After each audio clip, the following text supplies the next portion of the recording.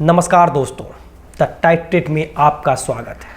बंगाल लोकसभा के तीसरे चरण में वह 4 लोकसभा जो बीजेपी और तृणमूल कांग्रेस के लिए अहम हो जाती है। बंगाल में इंडिया गठबंधन थोड़ा पिछड़ रही है, लेकिन तृणमूल कांग्रेस मजबूती के साथ बीजेपी से फाइट करते हुए नजर आ रहे हैं। तो आज हम वह 4 लोकसभा के बारे में बात करते हैं। मालदा उत्तर, मालदा दक्षिण, जंगीपुर और यहाँ पर ब्रह्मपुर, ये 4 लोकसभा के बारे में बात करें। सबसे पहले हम मालदा उत्तर की बात करें तो 2019 में बीजेपी यहाँ से 84,288 वोट ला करके चुनाव जीत गए थे।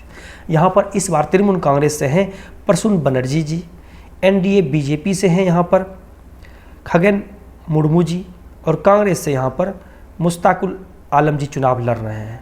यहाँ पर स्थिति यह है कि दोनों के बीच में, बीजेपी और एआईटीयूसी कांग्रेस के बीच में कांटे की टक्कर है। इस कांटे की टक्कर में यहाँ पर प्रसून बनर्जी जी की स्थिति मजबूत मानी जा रही है। यह चुनाव यहाँ से जीत रहे हैं। तो मालदा दक्षिण जा रहा है प्रसून बनर्जी के पाले में। मालदा दक्षिण की बात करें तो यहाँ पर हसीन खान चौधरी जी कांग्रेस प्रत्याशी पिछले बार 2019 में 8,222 वोट ला करके चुनाव जीत गए थे। इस बार यहाँ पर कांग्रेस ने ईसा किसान खान चौधरी को चुनावी मैदान में उतारा। वहीं यहाँ पर शहनवाज अली रहमान को यहाँ पर एआईटीयूसी ने कांग्रेस अपने चुनावी मैदान में उतारा। वहीं पे यहाँ पर सिरूपा मित्रा चौधरी को बीजेपी ने अपना प्रत्याशी बनाया। यहाँ मुकाबला दिलचस्प है और ये त्रिकोणीय मुकाबला देखने को मिल सकता है।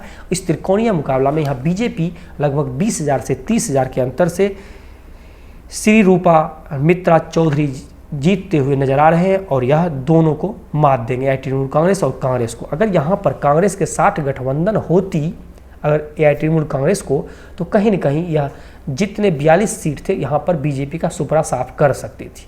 लेकिन ये दोनों अलग अलग चुनाव लड़ रहे हैं, जिसके कारण वोट में विभाजन हो रहा है, जिसके चलते बीजेपी को फायदा होते हुए दिख रहा है।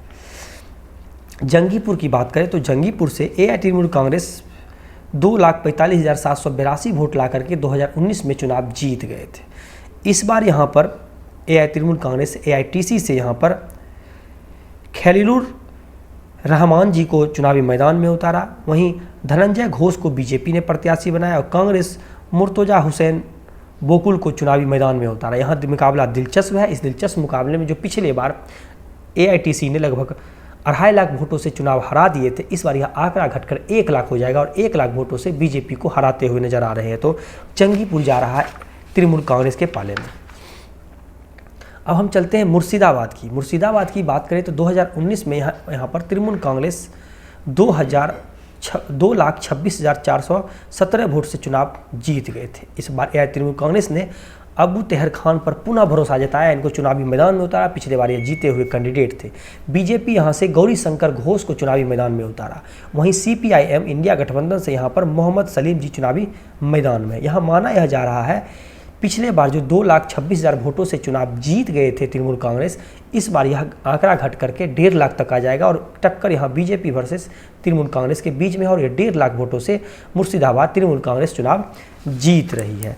तो इस तरह से हम 4 लोकसभा के बारे में बता दिए। इस 4 में से अगर बात करें, मालदा उत्तर तृणमूल कांग्रेस के पाले में जा रही है, मालदा दक्षिण बीजेपी जीत रही है, जंगीपुर एआईटीयूसी कांग्रेस जीत रही है और मुर्शिदाबाद यहाँ पर एआईटीसी चुनाव जीत रहे। इस 4 में से 3 पर तृणमूल कांग्रेस और 1 पर सिर्फ बीजेपी चुनाव जीत रही है, यानी पिछड़ते हुए नजर आ रही है।